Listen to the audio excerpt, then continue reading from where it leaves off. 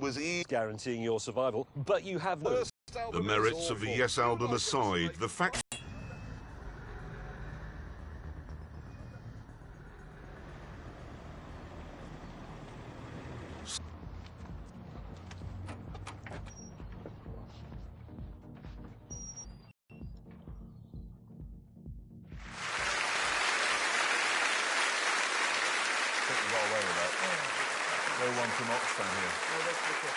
And now, if I may, I'd like to talk... Not your hair. It is a really very nice little car, if I'm honest. It's very good looking. It's not particularly expensive. It rides beautifully, very beautifully, in fact. And as a result, shared, and they said, could you make a fast version? One that will get everybody talking.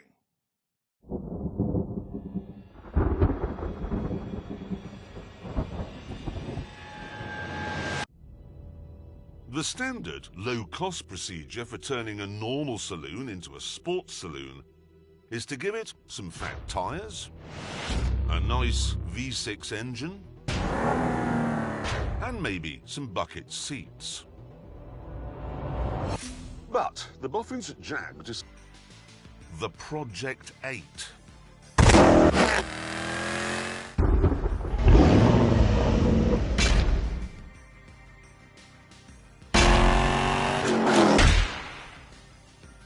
The first thing you need to know is that the only bits that these two cars have in common are the roof and the front doors. Everything else is changed. Suspension? Oh yes, that was changed as well. It now has Bilstein dampers that cost £1,000 each. And rose joints and ceramic wheel bearings. Like you get on a race car.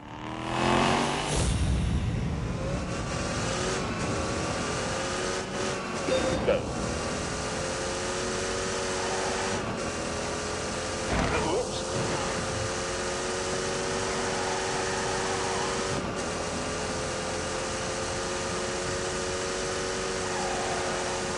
Oh, dearie me.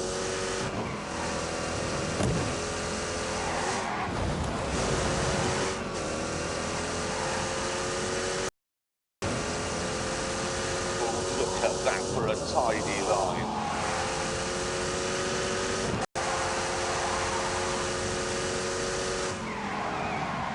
Oh, for God's sake.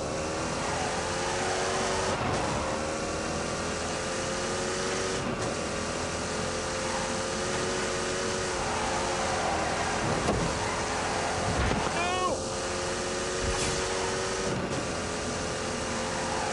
Oh, God, that looks tricky.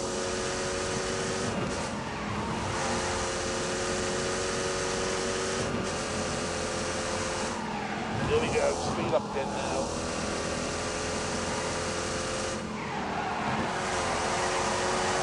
Genius.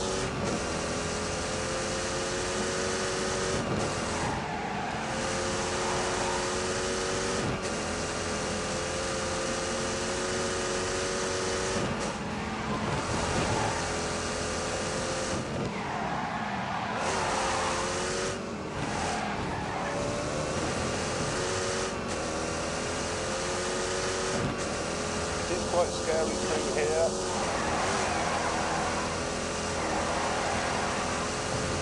Yes! Oh yeah!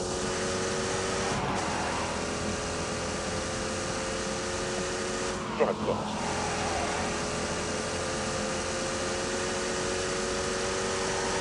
Come on! Come on!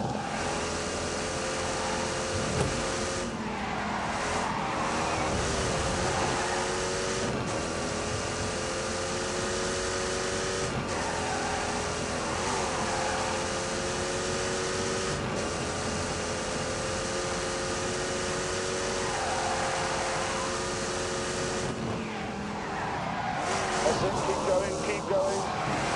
Oh, good.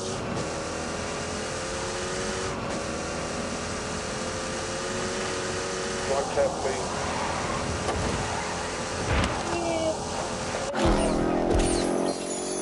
On top of all that, the 8-speed gearbox also needed beefing up. And so did the four-wheel drive system. And then they had to get rid of the spare wheel and the well in which it sits to fit some underfloor aerodynamics. And then when they added up the cost of all the work they'd done, there was a problem.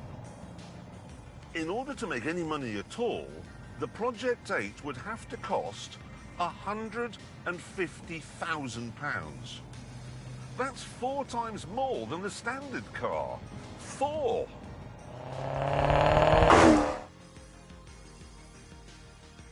So, here's the question. How mad would you have to be to spend £150,000 on a car that was designed and built in a glorified shed in the Midlands in about 18 months? And the simple answer is not mad at all, because this car is fan-bleeding-tastic.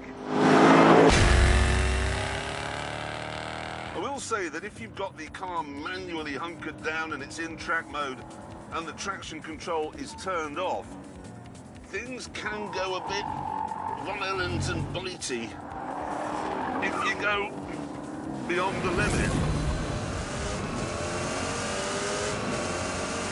Go.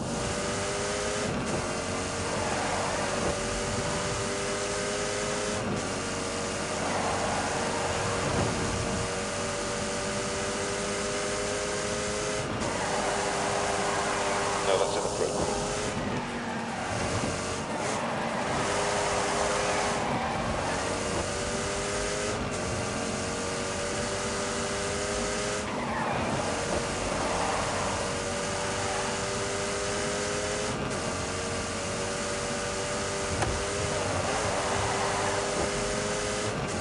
Come on, turn!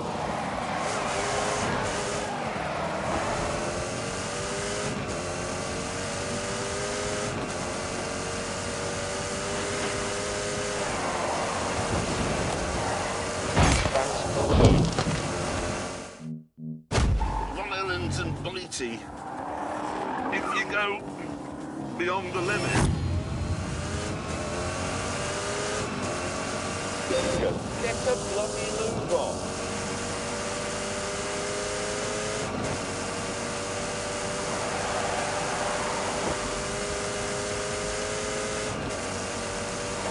Where is my foot? Into the floor!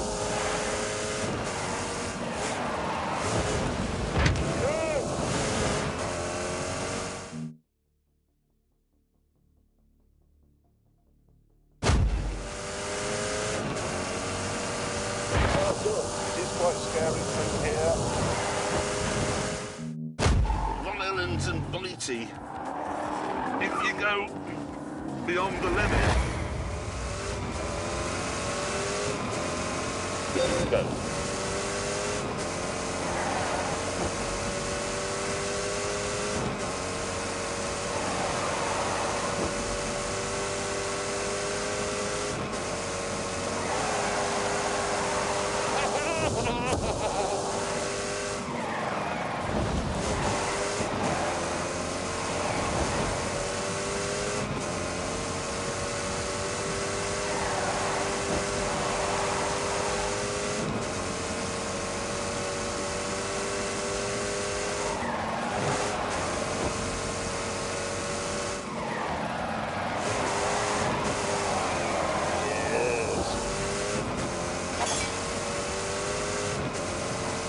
Oh God, that looks tricky.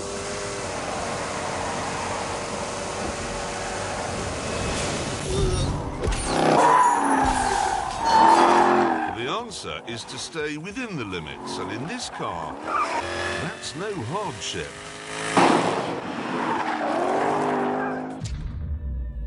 At normal road speeds, with the car in comfort or even dynamic mode, it's as quiet and as civilized as a Jag should be. It even has little springs sitting on top of the bigger springs to give you a more comfortable ride.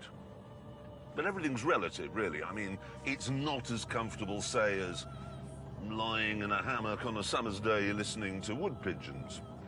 But it does have air conditioning and a head-up display. Expect. In fact, it's better than you'd expect in every way.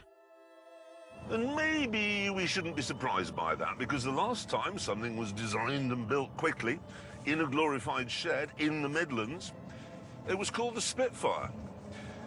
And it won the Battle of Britain.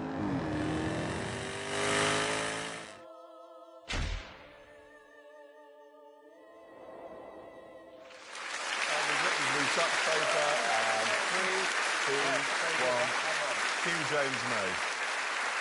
Ready? Hang on. The Spitfire? Yes. It was the Hurricane that won the Battle of Britain. Well, it just wasn't. No, it just was. There were far more of them. It was easier to build, it was easier to repair, it was easier to fly. It was. But that's like saying that a Nissan Juke is better than a Lamborghini Aventador because it's easier to build and there are more of them. No, it's not like that at all. It is. The Hurricane was a much more stable gun platform in the hands of a novice. The Hurricane accounted for more enemy aircraft than all of our other air defences combined. Yes. It won. But the Spitfire, OK, the Spitfire looked glamorous. So you'd look up from the sky and then that improved morale on the ground because people were going, oh, wow, look at that, we can't possibly lose Yes, this. but morale didn't shoot down enemy aircraft, Hurricanes did. Yes, That's I know, but simply if you've got a fact. small boy looking out the window, wow, look, there's a Spitfire up there and I'm going to join the RAF. And that's what we need. He didn't want to fly a Hurricane because it looked like a sad basset hound. No, it didn't look like a sad basset. And anyway, the best fighter aircraft of World War II was the Messerschmitt 109. Everybody knows Well, that didn't win the Battle of Britain, did it? Well, to be honest, nobody won the Battle of Britain. It was a draw. What? Where have you got that It from? was a draw. Chaps! Hate to make this whole thing sound like, I don't know, a car show, but can we get it back to the Jag a bit? Yes, because I don't want to talk to him anymore about aeroplanes. 'cause- Okay, remember the Jag. Yes. Is it a mainstream car? No, if I'm honest, it isn't. They've only made 300 of them, and they're all left-hand drive. What, so they went to all that time and trouble to develop it, And expense, yeah. and now they're only building a handful and they put the steering wheel on the wrong side? No, it is very odd, but since I don't want to listen to him talking about Hurricanes anymore, I do think we should find out how fast it goes round the Ebola drone. It does.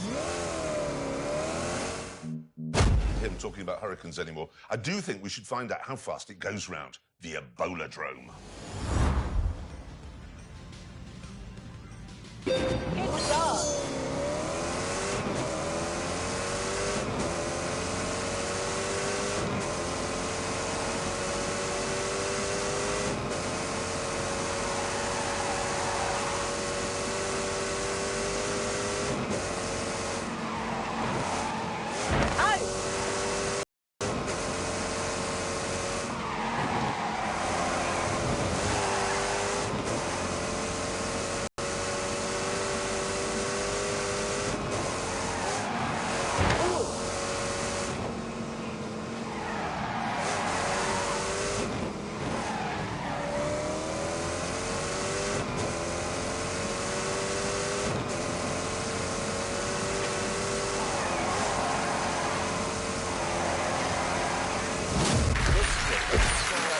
It's like a race car. It drives like one. You can see But it. that's the extraordinary thing, how well it drives on the road, because it's all like that. Anyway, that's the top 10 of our leaderboard, and there's the Jag waiting to see where it goes on. Or does it indeed get onto that list at all? Let's find out. Let's move it up. Hang on a minute. It's faster than a GT3 RS.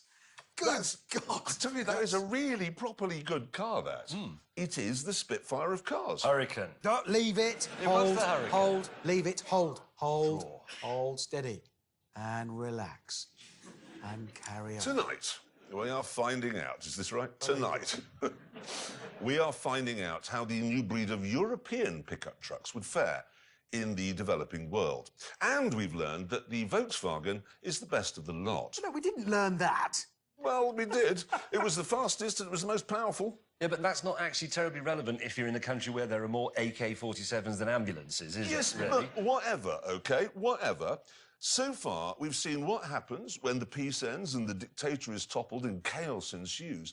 And now we pick up the story with what typically happens after that.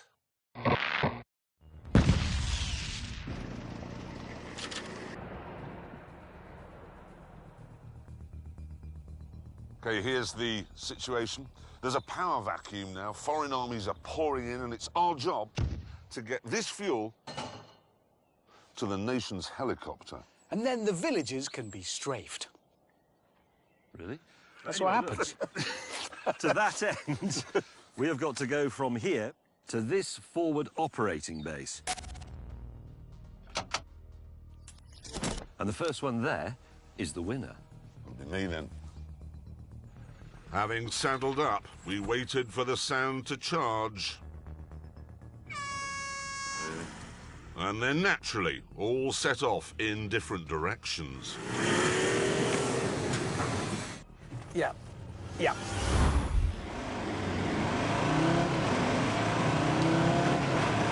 Go, go, go.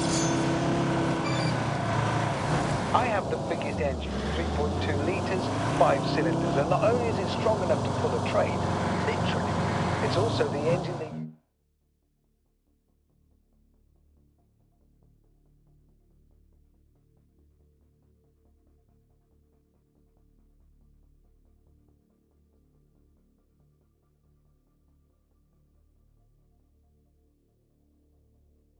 in the transit van, and those... All set off in different directions. Yeah. Yeah.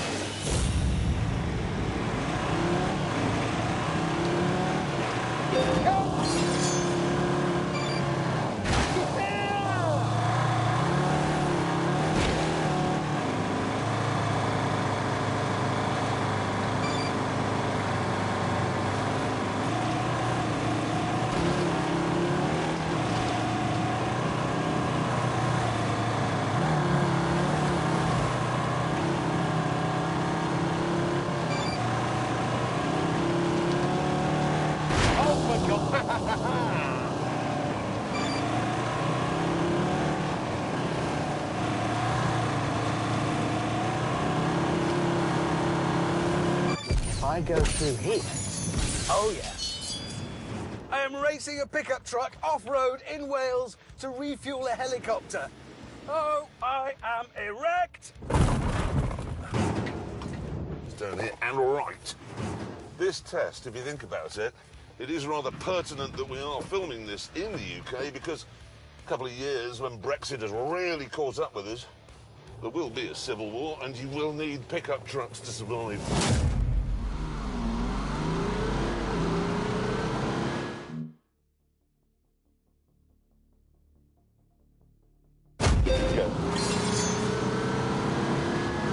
The grip from the four-wheel drive system and the wider track and the Michelin Cup top. A couple of years when Brexit has really caught up with us, there will be a civil war and you will need pickup trucks to survive.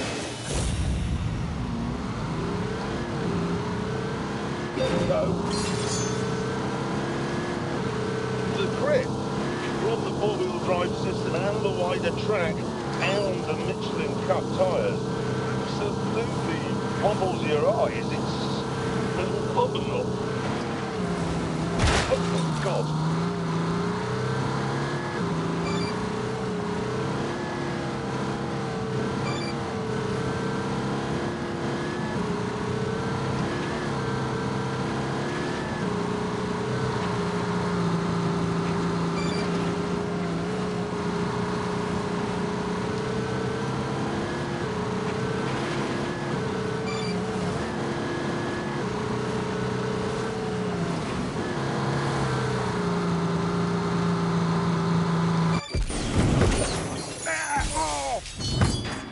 It can take some punishment, this thing.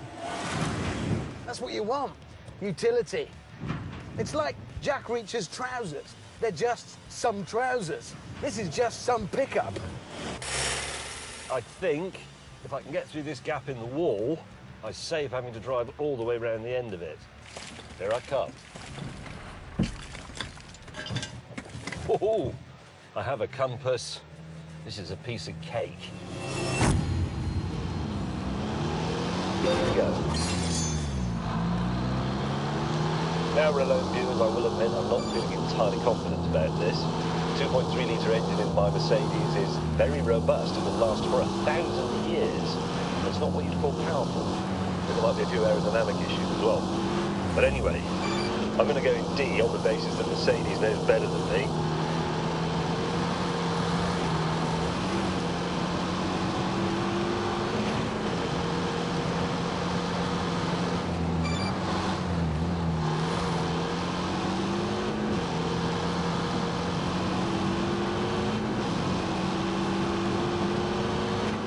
This is a piece of cake.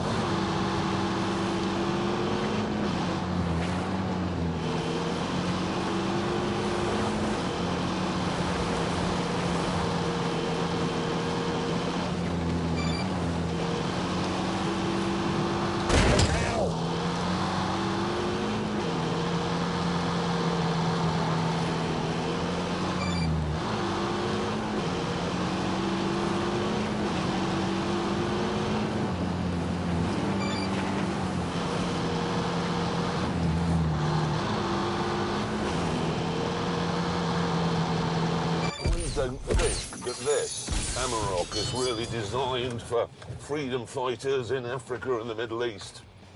I think it's aimed more at surveyors in England. I mean, it's got a laptop charging point here and a leather steering wheel. I'm not sure you need that kind of thing in Mogadishu. Need to go west, southwest for a bit, but avoiding that clump of trees. No way! You're not coming through. Oh, no! Whoa! Yeah, he's crossed up. Come on, Jeremy, get him, get him, get him! No! No! I'm now in the lead! I'm doing winning! Go.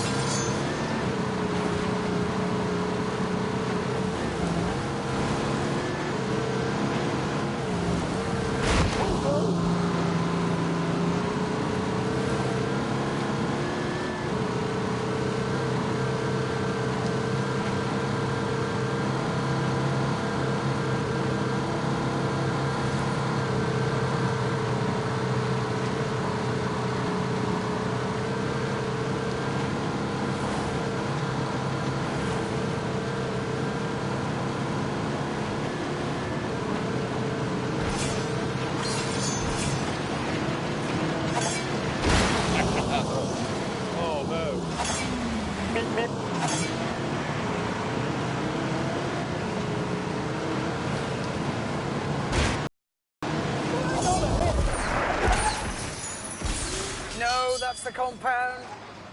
Damn it!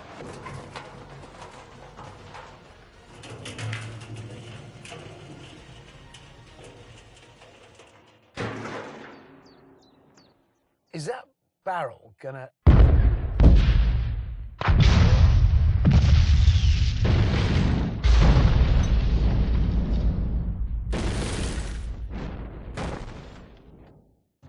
What on earth? I'm probably not going to get my freedom fighter badge now, am I, for that? What happened? Well, him! And any minute now, he's going to claim he won this one as well. He did win it. Oh, yeah. That looks like success. We were told to deliver fuel. We weren't told to detonate the nation's helicopter. Look at it! What is the budget for our show? Smaller than it was. Yeah, not big enough. That's an expensive thing. Yeah, It's a helicopter. There are no cheap helicopters. Apart from that one now. It's beyond useless, isn't it? It's something else. Great Oh, truck. don't pat it. It's a good truck. If you have to have a pickup truck at a time of strife in your country, this is proving to be the winner at everything. I may have prevented the war. How have you prevented the war? Well, the because- helicopter was there to stop the war by strafing the uprising villages, and now it can't do that. No. So now the whole thing is going to descend into civil war and chaos.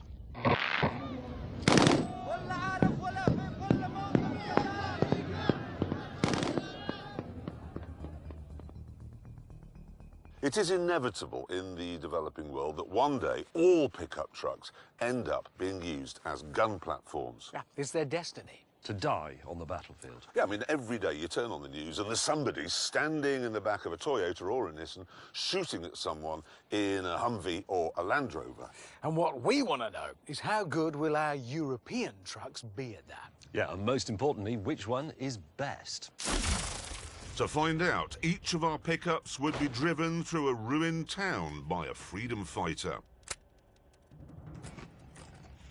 whilst we stood on the back, shooting at various targets. These included some big barn doors, a whole bus, and a selection of cardboard soldiers. James volunteered to go first. You can go. Right out to glory. Look at him. The soldier of fortune. Dogs of war. Not scared. The spaniel of war is what it is. Away. I'm winning. This is just brilliant.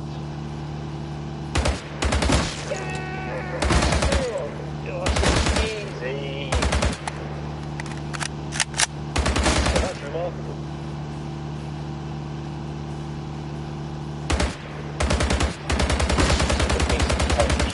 Nope. Oh, I should.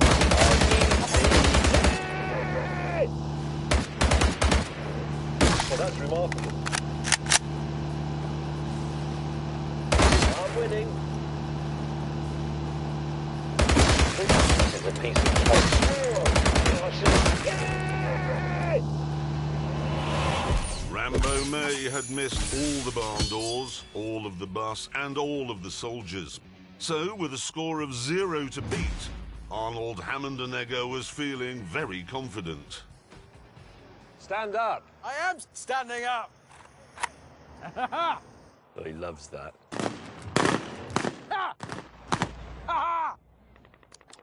Welcome to Richard Hammond's usual weekend. We're off. It is mighty. Brilliant.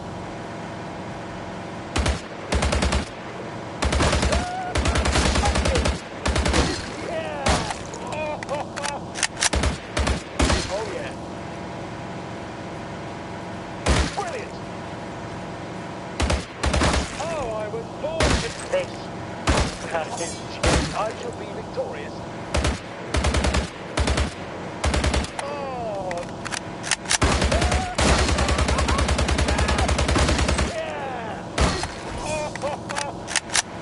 Yeah. This is just the best. Come on.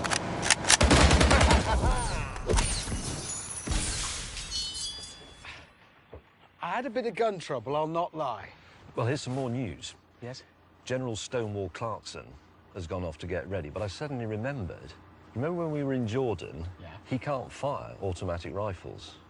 No. Do you remember? Because it's crossed over, isn't he? Yeah. He's right-handed, Yeah. but left-eyed. Yeah, so he shoots shoots from his left side, Exactly, he's diagonal. which means all the spent cartridges burn his arm. Exactly. Well, he'll be using a pistol, won't he?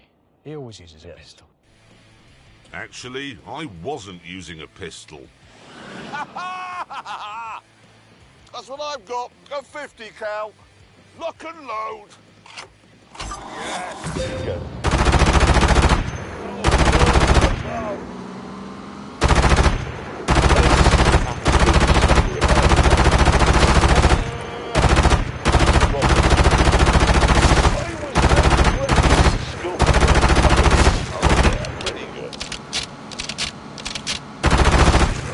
Yes, yes.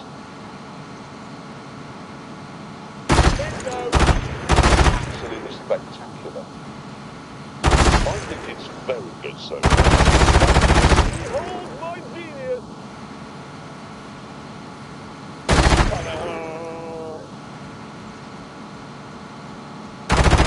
Come on, yes, look at this! Come on!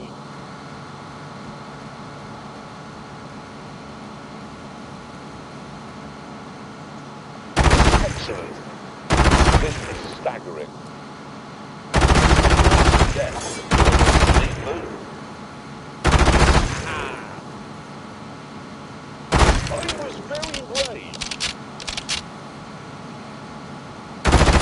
splendid. Looking good.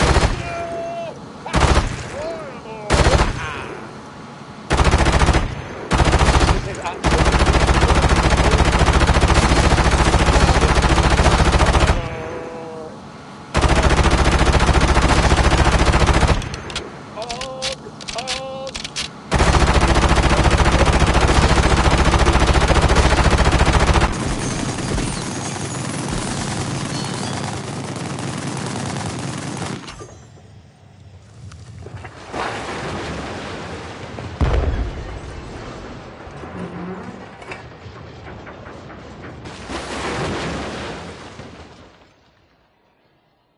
Yes! What? Another victory. How'd you work that out? And I hate to tell you this, but you haven't hit the doors, which were the target. How do you know I haven't hit the doors? Because there's no... Well,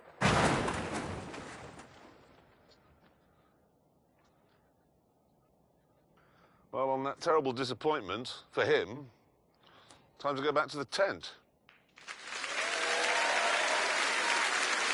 No. Don't clap. Don't clap. He killed a man. You jammed an AK bomb. Yes, it overheated.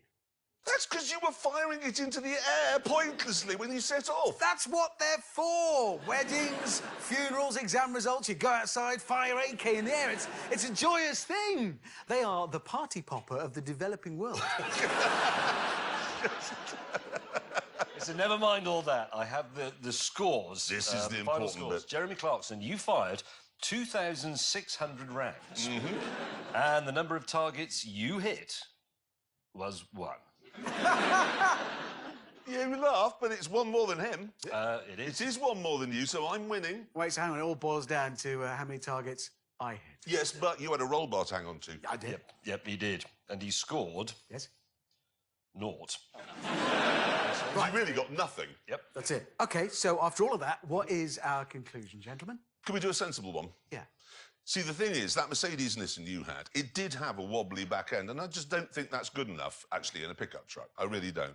The Volkswagen is very good, but pickup trucks are working tools, and it's just a bit too posh. You wouldn't want to get into it in muddy boots, so I don't think that will work. So really. it's the Ford, then. It's the cheapest. It is the cheapest, and it's, I think, the best looking, and it is actually the one I'd have. You'd have the Ford? Yeah, So and we you'd have both the have Ford. the Ford. Yeah. We'd have the Ford. James, what would you have?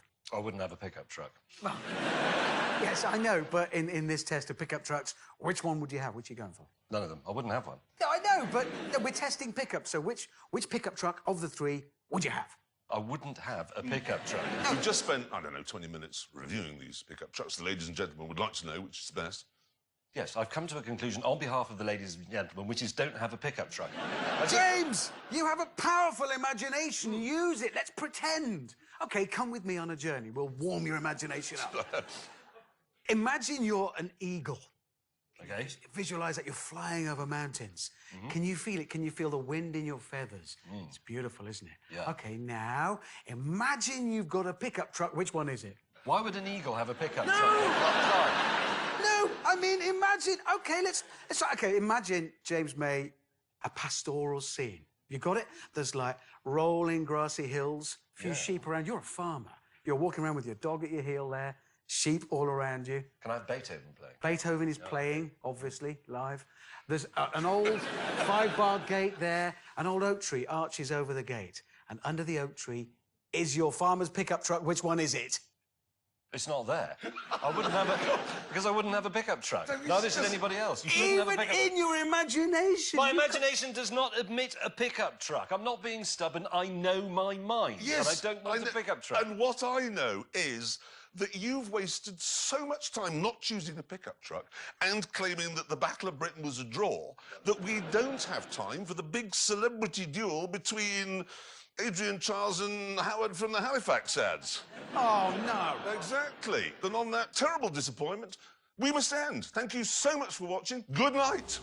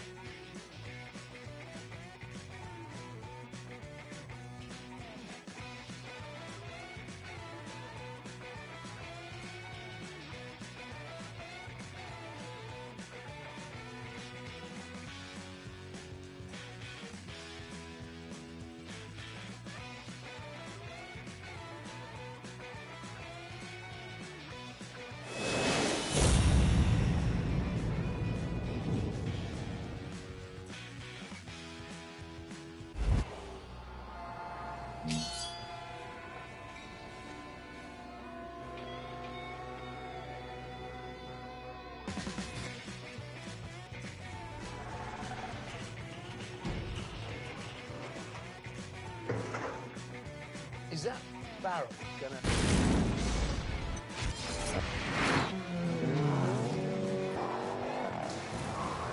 Fire everywhere!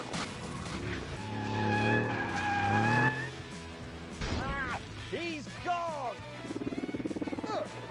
Hang on a minute. The nearest civilization is a town called Morlon. In order to reach it, you must build the contents of these boxes. You have enough food for 7 days. Oh, dear.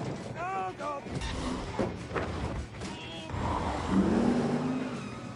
With this not such a serious situation, it would be a good laugh.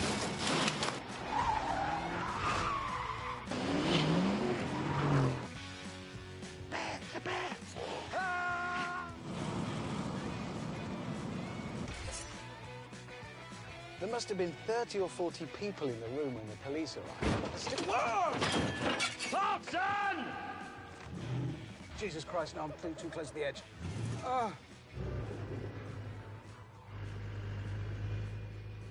Let's sing a song. No. I am sitting where Jim Clark sat. Going in hard and hard! We're fleeing! OK, flee. Well, he'll be using a pistol, won't he?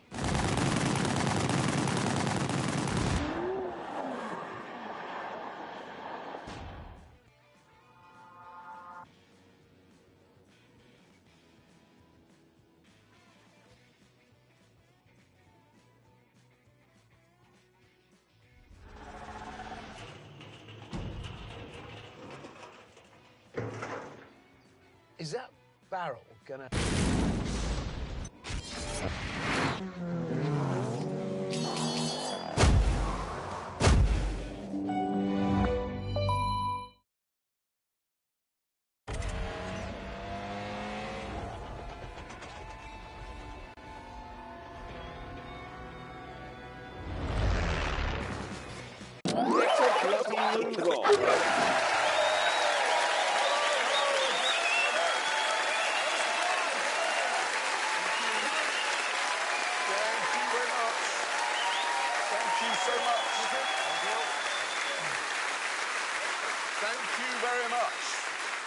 Welcome, and coming up in this week's show, Abbey is sideways on ice in a 911 Turbo. Richard drives Jim Clark's beautiful Lotus 25, and I nearly fall over. Yeah. Exciting looking show. That is all to come. Now. Hang on a minute. Does that mean Howard and Adrian aren't coming on then? No. We've got time. We actually begin with the French. Now, they don't make a sports car very often, but when they do, literally nobody buys it. We've had the Venturi Atlantique, and then there was the Matra Murena, and then there was the Simca Sport. And all of them fell down the back of the sofa of history. Yeah, but you're conveniently forgetting to mention the best of the French sports car makers. Well, that's like saying the best of the airborne plagues. What is it? No. Best of the... No, it isn't. There is one French maker that's been consistently good at making sports cars, and they've made a new one, and I've been testing it.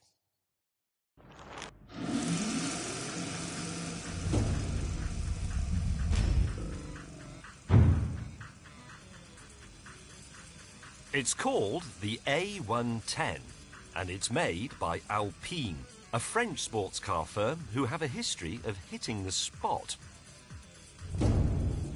The original A110, for example, won the World Rally Championship in 1973. And it's that car that gives the new one not only its name, but also its looks.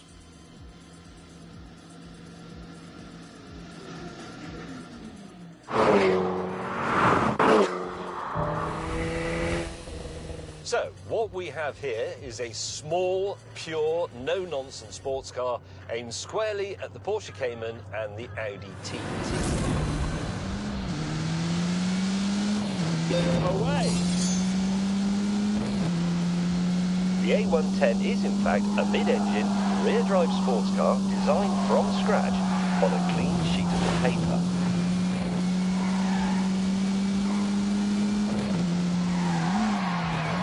Oh no!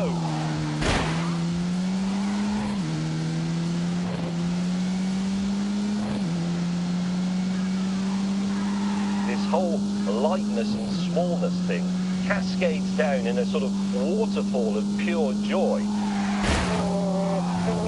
Concentrate, look through the bend. This is quite a complicated one. Oh my word!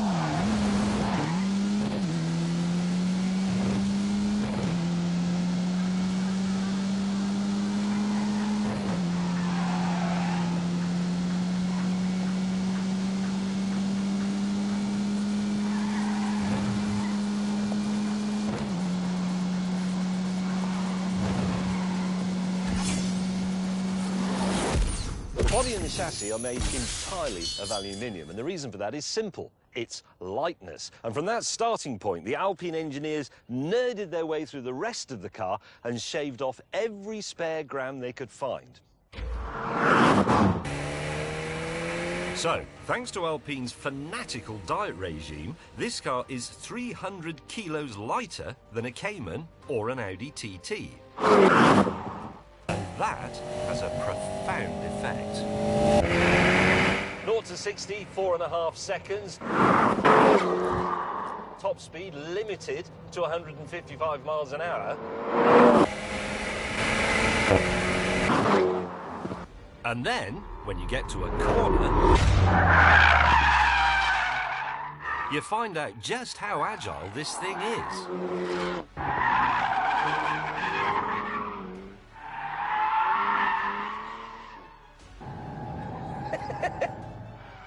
It's like driving a feather. Here we go.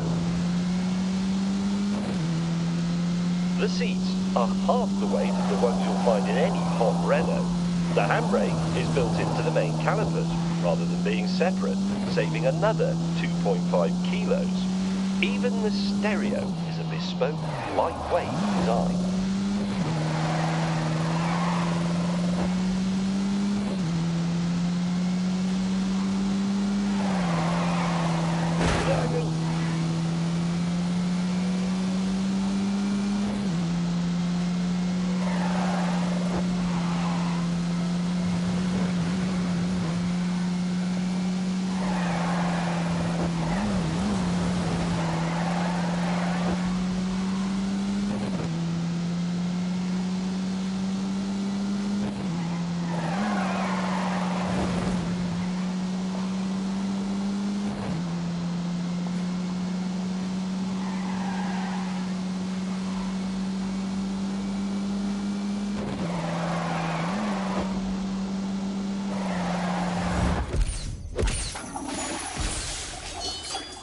But even though the A110 is built to minimalist principles, you never feel like you're in some miserable Spartan track day car. It has aircon, sat-nav, phone call. This whole lightness and smallness thing cascades down in a sort of waterfall of pure joy. Lower weight means you don't need such big tyres, you don't need so much grip. That gives the car more feel. Low weight means you use less fuel, you make lower emissions. It's just win, win, win, win all the way. This is actually the most intelligent car I've driven for years. And I love it for that. I love it.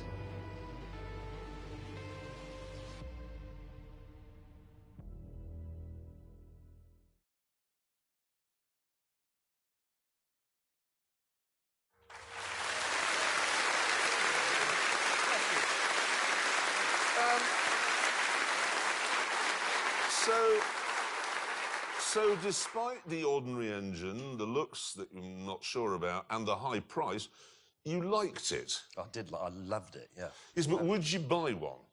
I have. You've bought one of those. I have, and actually, so has Gordon Murray. I've brought a picture of him along, him. He designed the McLaren F1, so he knows. Yeah, so it's the sports car of choice for old men with terrible shirts. So that's good to know. Evidently, but now let's see how fast it goes round the Ebola-drome, shall we?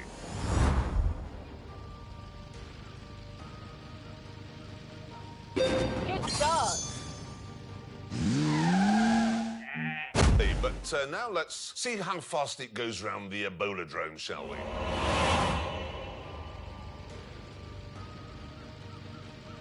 Good start.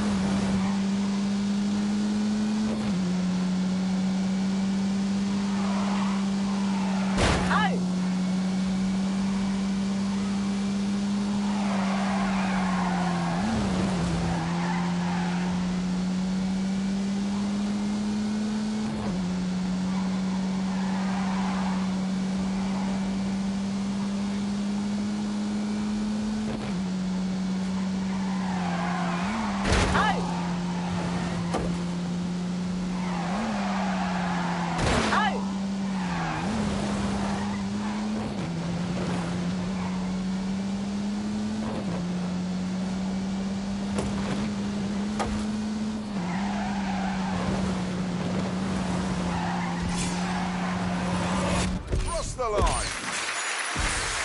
Very good. Very good. Good driving. On form. Right. Right, let's see where it goes on our lap board. Will it go in the top 10? Oh, dear, no, it doesn't. Sorry, mate, that is dismal for a mid-engine car. It is. Look, it isn't about things like lap times. I've told you before, he who is first shall be last, and the last shall be first. Yes, but it's 15th. It is, yeah, it is. So? It's the Romain Grosjean of cars, that is. Romain who? Grosjean. Who's he? He's a French racing driver, the 15th best Formula One driver in the world. In fact, you'd like him. I already do. Good, good. So we've sorted that out. It's time for us to move on. There's a new off-road four-wheel drive Lamborghini. It's called the Urus, and to find out if it's any good, I took the Grand Tour to Sweden, armed with some questions.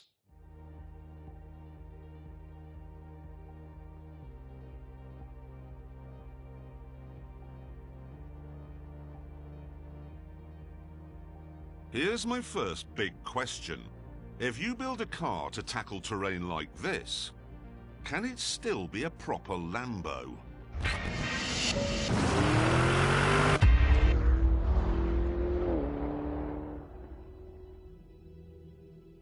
Well, the Urus certainly looks like a jacked-up supercar.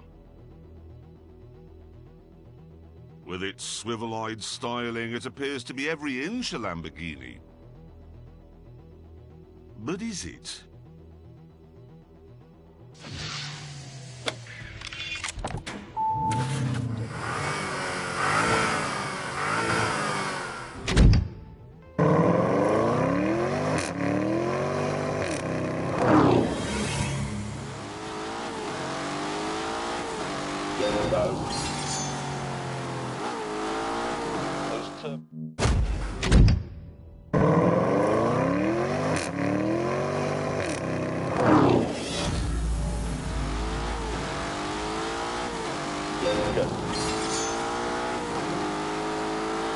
Turbochargers may be a little bit annoying on the road, but here they're giving with the low-down torque that I need to get up this hill.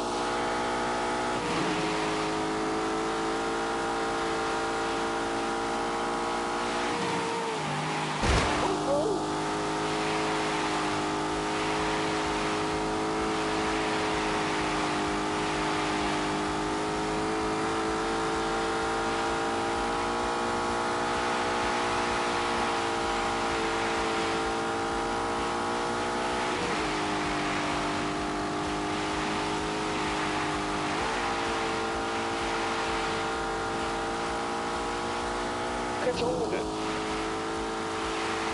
Whoops.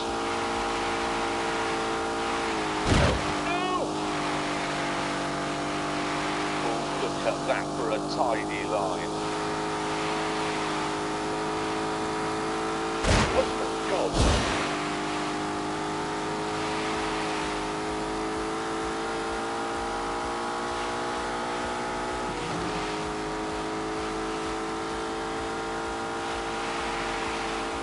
Very quick.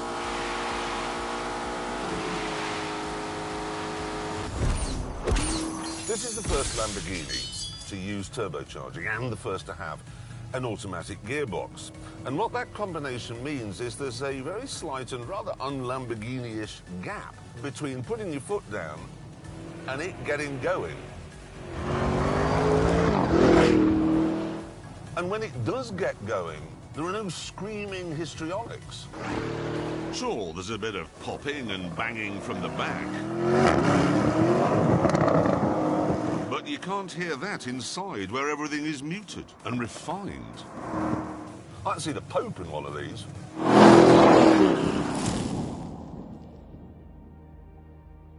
So, it's quiet and a bit hesitant.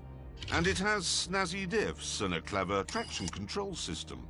And the biggest carbon brakes ever fitted to a road car. So it's safe as well. However, there's no getting around the fact that I'm currently driving on snow and ice in a car that has 641 horsepower rampaging around underneath its bonnet. Which means that actually, it's not that safe at all.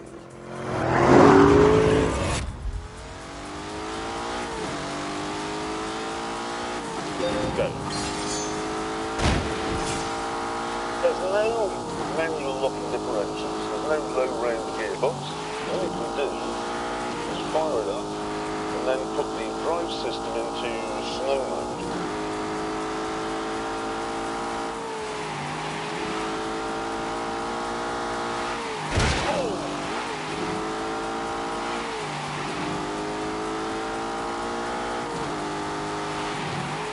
Oh, dearie me.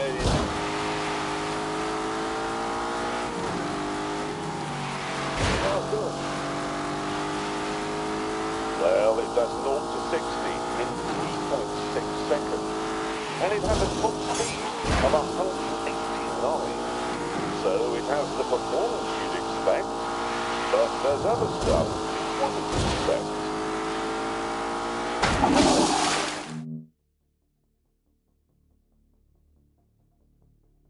Which means that actually, it's not that safe at all.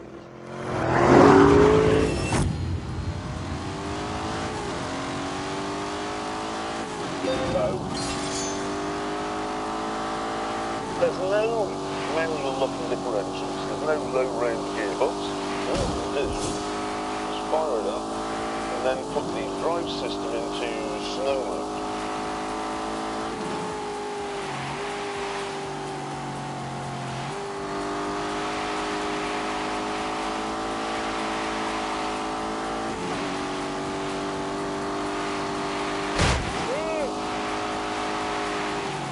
That will do.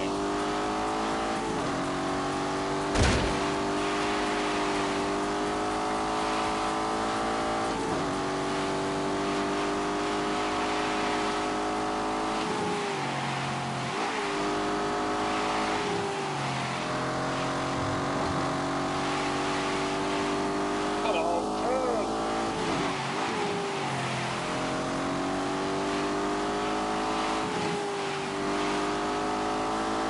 Drive carefully.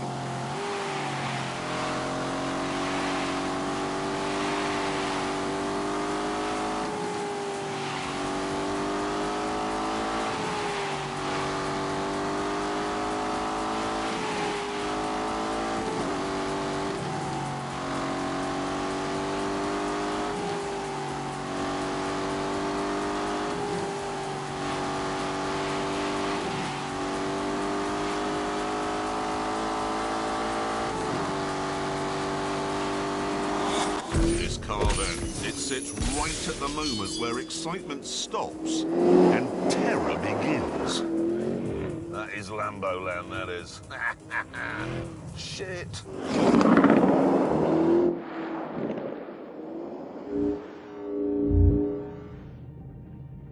So, the Urus looks and feels like a Lamborghini.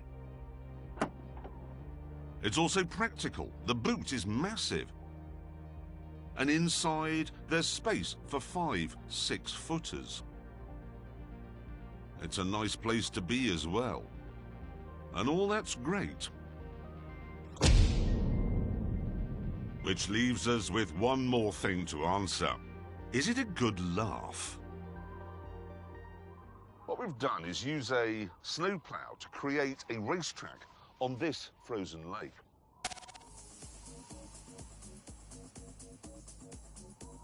And this is what we have planned. I'm going to try and overtake this. A four-wheel drive Porsche 9 Grand Tour's racing driver, Abby Eaton. Have you seen this crack? I hadn't noticed that before. Look at the state of this. You're the heavier car, aren't you? That's 2.4 tons, and I weigh half a ton. Are you not worried about that? I haven't got my seatbelt on, so if it goes under, I can get out straight away. Seriously? Yep. Before the duel began, I had a few practice laps on my own.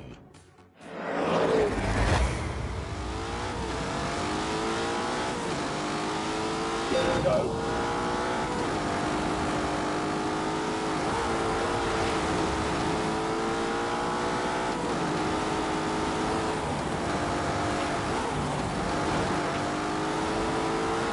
Now we go on to the really fast bit.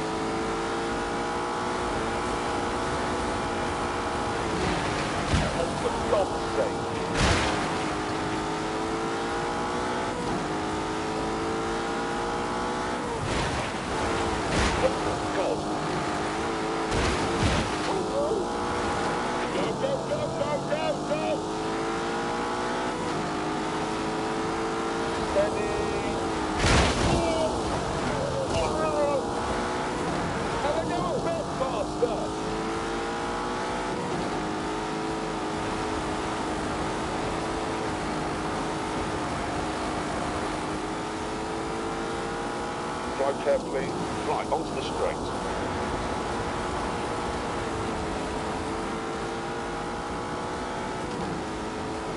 Yes. Drive fast.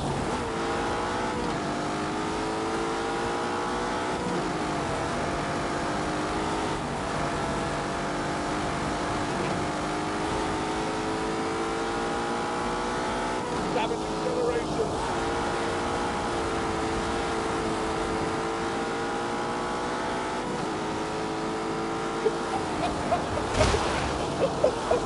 Look at that for a tiny line. For heaven's sake, I beg them. Drive fast. Whoops. Oh, for God's sake. Speed is the answer. Go! Go! Keep your foot in it, man. Drive fast.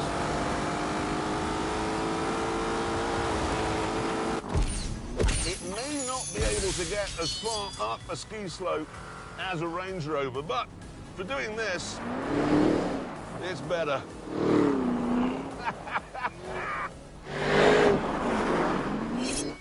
But would it be good enough to get past Abby in that Porsche? There she is. There she is. The bell has sounded, the race is on. Now we'd find out what's what on our specially designed track. Go. To make this car, Lambo's engineers had a good rummage in Volkswagen's past spec. So the engine, a 4-litre V8, is from the rear axle and air suspension is from a Bentley Ventana. The platform on which it sits and a lot of the dashboard is from Audi SQ7. So there's no big. This isn't really a Lamborghini at all.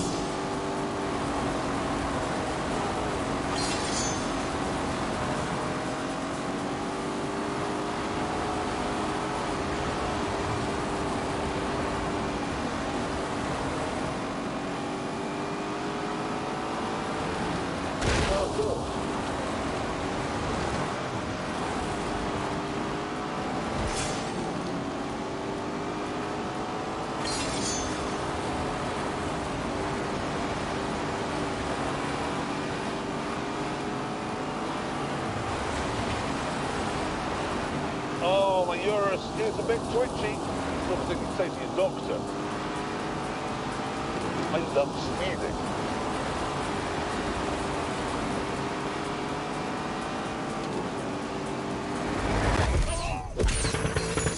Come on, you can have her! Come on!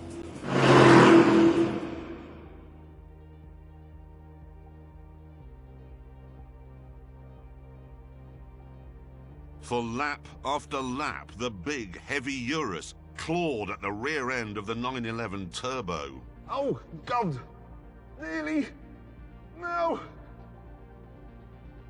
But eventually, I had to admit defeat. I can't get past that 911, and that's just an end of it. But I can keep up. And in an off-road car, that is fairly astonishing. It really is.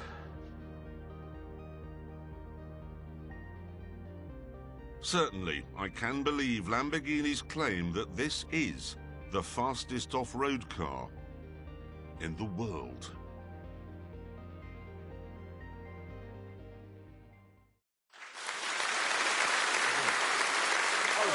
Fun, yeah, nice day out. I got paid for that. That was your job. It was work. Doing that was my work. It probably won't be the fastest off-road car in the world for very long, though, because both Aston Martin and Ferrari have got big SUVs coming out this year. Yeah, whatever. Thing is, could you really tell people that you have a Urus? Because it sounds like a minor alien out of Star Trek. Yeah. But it does work as a Lamborghini. Yeah. But no. Well, this is excellent consumer advice. Yeah, I'm it's glad that- very clear, very clear. The thing is, after I made that film, which was quite good fun, I came home and I thought, the trouble is, it could do with being a bit more Aventador-ish. It could do with being a bit more mad. Are you saying you changed your mind? Yes. Oh, great. So Prime Minister Clarkson returns from the summit. I've declared war. But on the plane home, I had another think about it, and I'm not so sure now. I've changed my mind. Exactly, that's what I've done. Good. Well, since we're in such a sensible frame of mind, I'd like to move things on now with a brief history lesson.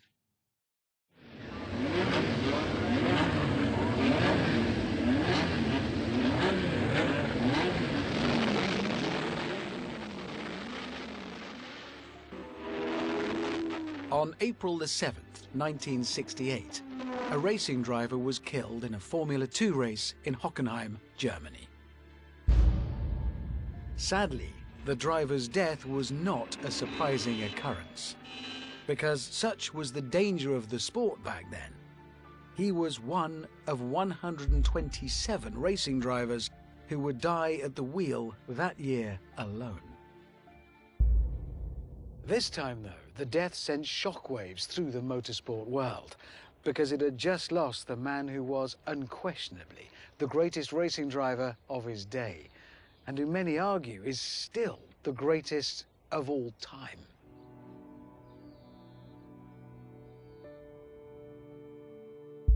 Jim Clark has died in an accident during a Formula 2 race in West Germany.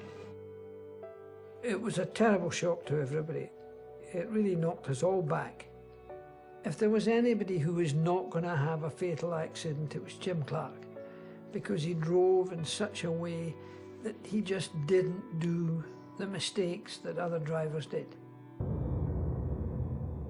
In California, a radio station broadcaster announcing the news of Clark's death asked his listeners to turn on their headlights as a mark of respect.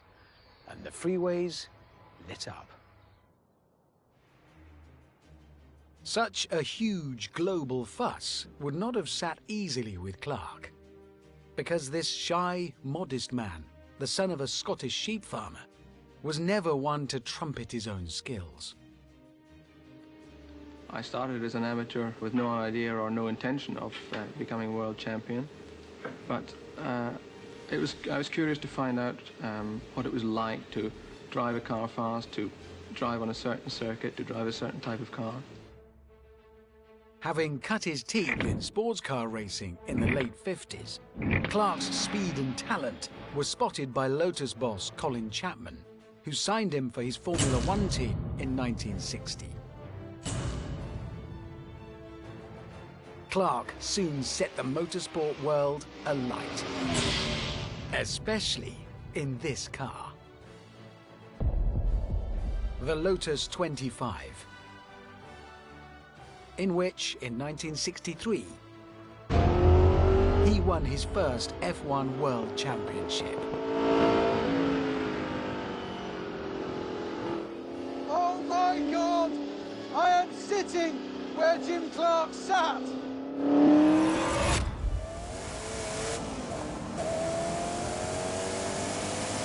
Go!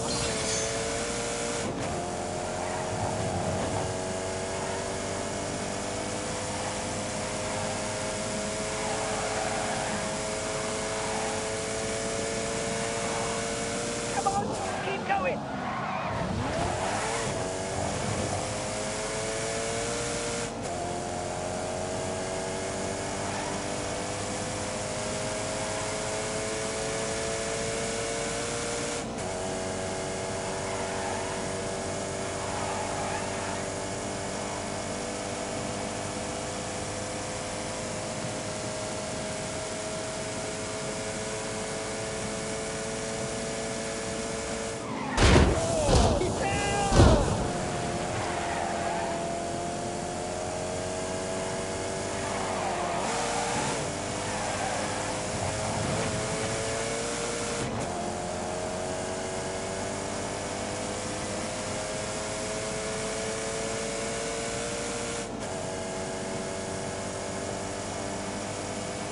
Time to play. Wait! Wait! This is electrifying! These were not powerful cars. They only made 210 brake horsepower for 1.5 litres, but they were still good for 180 miles an hour.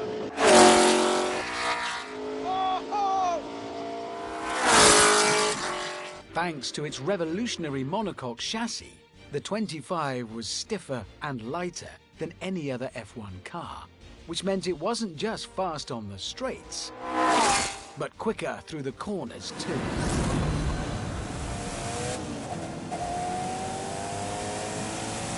Begin!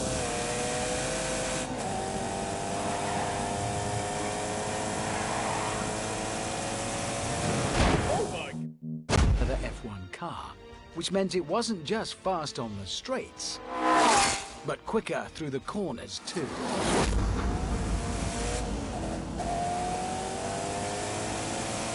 Begin!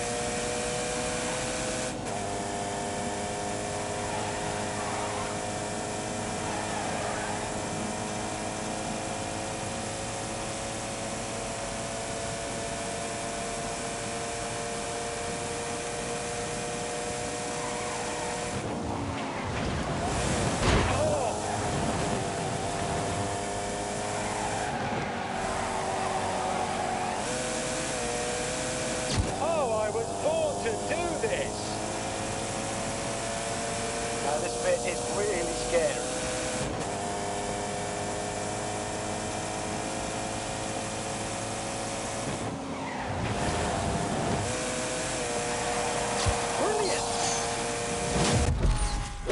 And in the 1963 season, Clark used it to win a record 7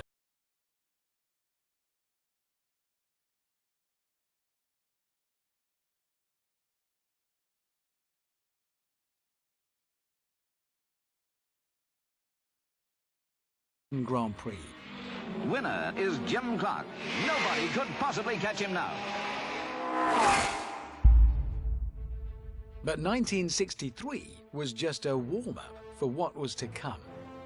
To get a true picture of Clark's genius, we must look at another year, 1965, when he hit heights no driver had reached before, or has done since. A modern Formula One driver does 21 races a year and often complains that's too many. In 1965, Jim Clark raced in 63 races. Some of these cars look similar, but they are all completely different. In a car like this, he'd do Formula One Championship. He raced in the British Formula 2 Championship and the French Formula 2 Championship in this car. He raced in the Tasman Series, a sort of Australian Grand Prix for Down Under, in this car. And then there's this Lotus Cortina, in which he decided to race in touring cars. And then if all that wasn't enough, he decided to go for the Indy 500. First up was the Tasman Series in Australasia. Out of the 15 races, Clark won 11 and took the crown. Then it was back to Europe for the British and French Formula 2 Championships, both of which he won. Jim Clark led from the start. Winner is Jim Clark. And in between the F2 races, he was jumping into his Lotus Cortina and racking up touring car victories.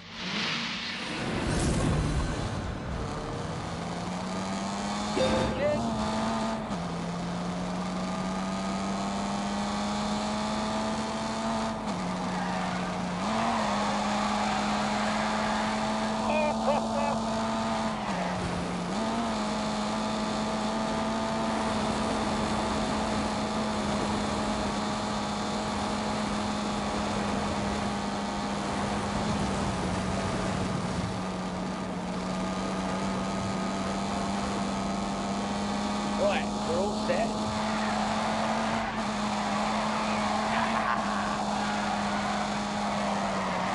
Oh my God.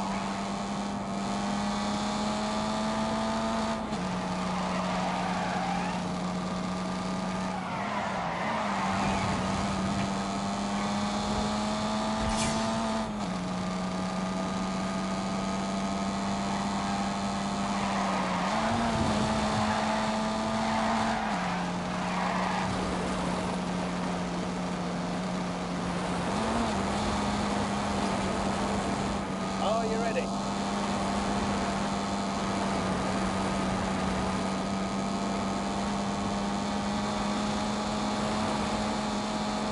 This is dangerous because of you. Oh my God. Keep going. Watch this. Give it everything you've got.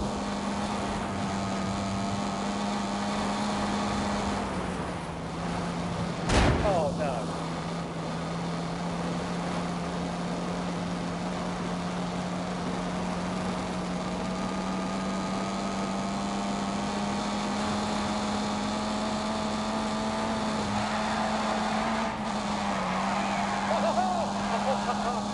Gotta keep the pressure on.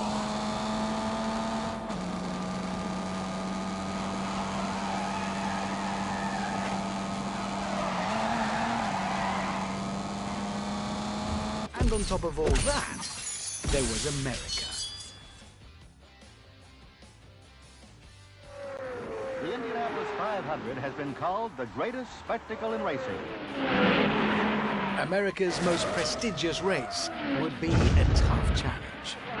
Oval racing at higher average speeds than he was used to against seasoned Indy veterans. For the Indy 500, Clark raced a specially developed Lotus producing just shy of 500 horsepower. However, although he already had a Formula One world title to his name, the Scotsman's CV cut no ice with the sniffy Indy officials, who made the upstart from across the pond take a rookie driving test before he could compete.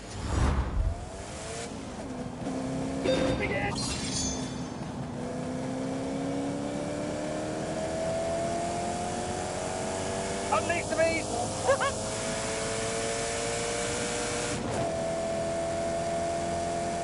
Go, go, go!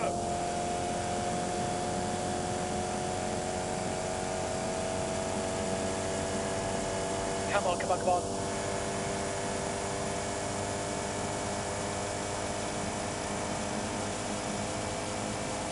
Come on, this is it!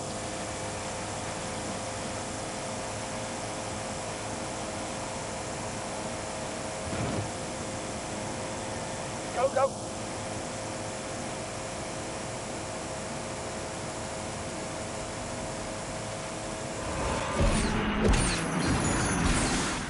Come Indy weekend, the upstart from across the pond qualified on the front row. And then, in the race itself, up against America's finest oval racers, won by just over 2 minutes.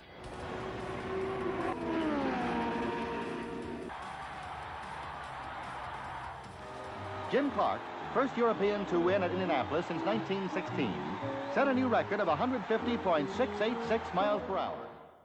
So what was it that made Clark so good?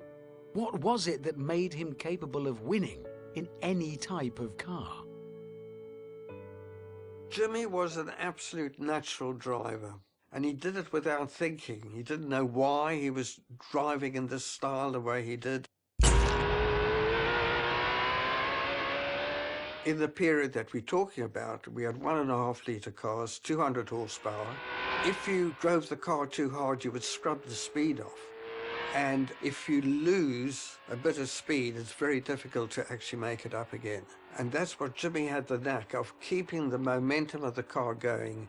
I don't think that any of the modern drivers could have driven the car anywhere near as quickly as Jimmy did, because he was just so precise.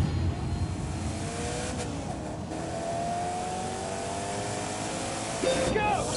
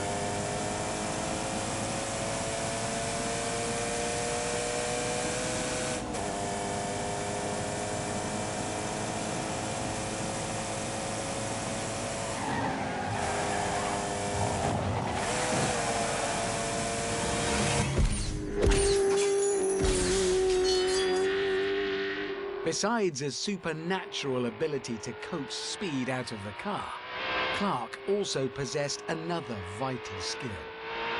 A lot of very good racing drivers died in Lotuses because the Lotus was a very fragile car. But Jim Clark was so smooth that he never put too much stress on the areas of a car that would give up. But don't think for a minute that Clark was one of those drivers that could only win in a perfect car. One year at Spa, for example, he was leading the race when his gearbox started to let go. Did he give up? Nope. Instead, he drove the rest of the race, and we're talking 160 miles an hour in the wet, with one hand on the steering wheel and the other holding the gear lever in place.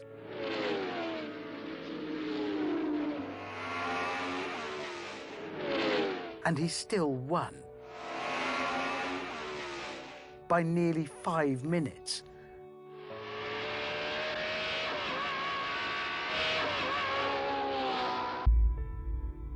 So let's just sum up Clark's season of 1965. Of the 63 races he contested, he won a staggering 31 of them and was on the podium a further 8 times. He was now seen as the greatest racing driver of all time, in demand the world over. Yet this shy Scotsman chose to mark the year's achievements with a modest celebration at his hometown back in Scotland.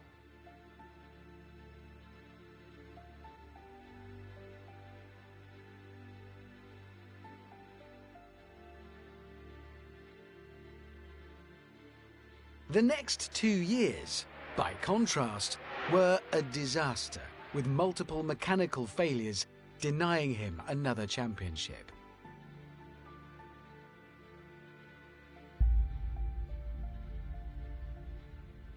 However, in 1968, driving the Lotus 49, another game-changer from Colin Chapman, Clark took the first win of the year in South Africa and looked set for another dominant season. Congratulations, Jim. This is an absolutely splendid effort. Okay, thank you very much. And then, on the weekend of April the 7th, Clark had a choice of 2 races he could compete in. One at Brands Hatch, the other a Formula 2 race at Hockenheim. Fatefully, he entered the German race.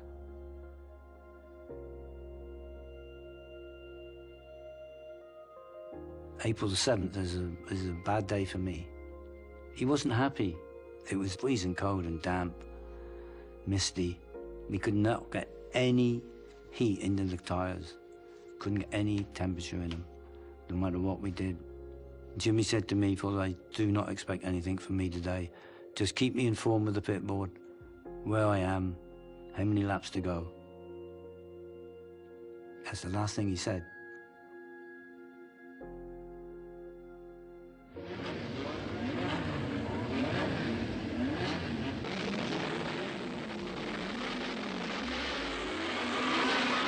On lap 5, Clark's car suddenly speared off the track at 170 miles an hour. When he died, he was just 32. But in his short career, he had racked up some truly incredible achievements. In Formula 1, he won 25 of his 73 races, which in percentage terms puts him way ahead of Hamilton, Vettel and even Schumacher. In pole positions, he had 33, which again in percentage terms makes him second best of all time, just behind Fangio.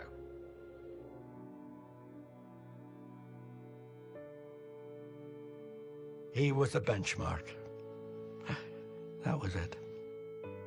Most of what I was able to do in motor racing was done by the manner in which Jim Clark drove, and I just followed him.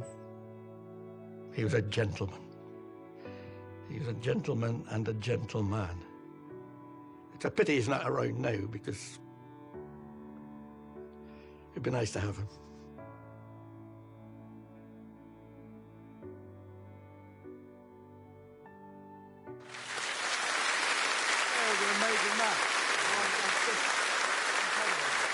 All of that's amazing. What I find truly amazing is how many championships he took part in. I mean, can you imagine Lewis Hamilton getting out of his Formula 1 car and saying, I haven't got time for any interviews because I've got to go off and do a touring car race? He just wouldn't. And he did.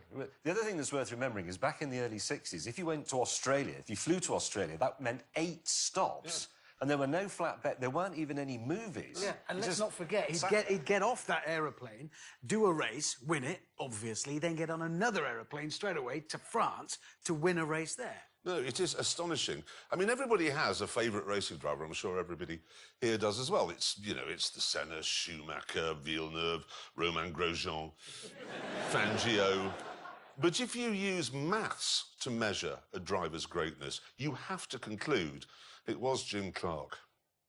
Good night.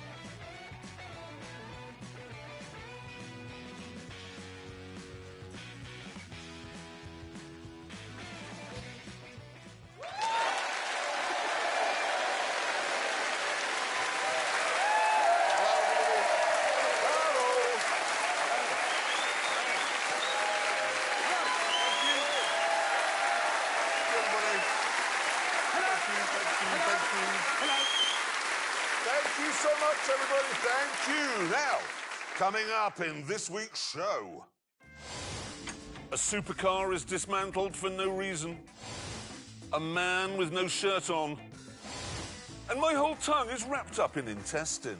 My whole tongue is wrapped up in intestine. Those are the highlights. Those are the best bits. They really are.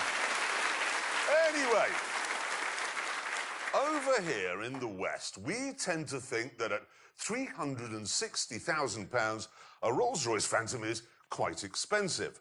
But this week, the Grand